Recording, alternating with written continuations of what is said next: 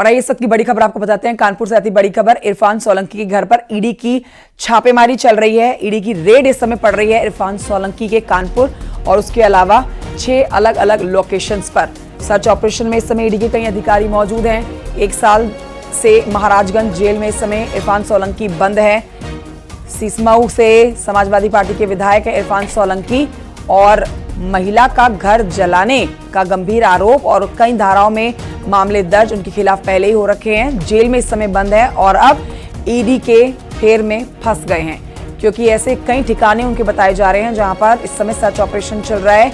ED की red पड़ रही है और चिंता बढ़ जाती है यहां पर इरफान सोलंकी की और ज्यादा। इरफान सोलंकी के घर जहां पर ईडी पहुंची हुई है, ना सिर्फ कानपुर बल्कि और भी कई ऐसी लोकेशंस है, अलग अलग राज्य हैं जहां पर रेड पड़ रही है। कई अधिकारी इस समय मौजूद हैं और जानकारी मिल रही है कि कुछ महत्वपूर्ण दस्तावेज ईडी के हाथ लगे हैं। ओम बाबू और जानकारी देंगे। ओम बाबू, क्या अपडेट है? 6 लोकेशंस बताई जा रही हैं उत्तर प्रदेश के कानपुर के साथ। 6 वो कौन कौन सी लोकेशन, कहां पर इस समय ईडी की टीम पहुंची है, कितने अधिकारी ईडी के पहुंचे हुए हैं जहां पर रेड डाली जा रही है इरफान सोलंकी के यहाँ?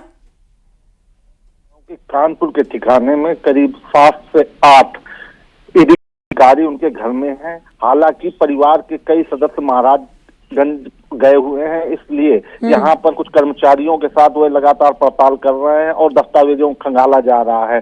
सूत्र बता रहे हैं कि लेन देन से जुड़े कई अहम फाइलें उन्हें मिली हैं। इसके अलावा बंबई, कानपुर और लखनऊ के 6 ठिकानों में छापेमारी चल रही है। सूत्रों की माने तो इनके संपर्क कई ऐसे बिल्डरों से थे जिनके पास इनका पैसा लगा हुआ था। इसी की पड़ताल के लिए ईडी ने कार्रवाई शुरू की है और लगातार इरफान सोलंकी 1 साल से चूंकि जेल में है तो उनके संबंधों को भी खंगाला जा रहा है और साथ ही साथ उनकी प्रॉपर्टियां, जो अघोषित प्रॉपर्टियां थी, उन पर भी नजर रखी जा रही है। जी ओम बाबू, इरफान सोलंकी बाबर सरकार पर ही सवाल उठाते हैं और कहते हैं राजनीति से प्रेरित उनके ऊपर ये कार्रवाई की जा रही है। पिछली बार देखा था कि उनकी पत्नी भी आई थी कैमरे के सामने और उन्होंने भी कई गंभीर आरोप लगाए थे, लेकिन अब ये ईडी के फेर में जो फंसे हैं, क्या जानकारी मिल रही है? ईडी को क्या ऐसे पुख्ता सबूत अब तक मिल चुके हैं कि रेड इतनी लंबी चल रही है? क्योंकि सिर्फ उत्तर प्रदेश की ही बात नहीं हो रही है, मुंबई और कुछ और अलग जगहों पर भी ईडी की टीम इस समय पहुंची हुई है।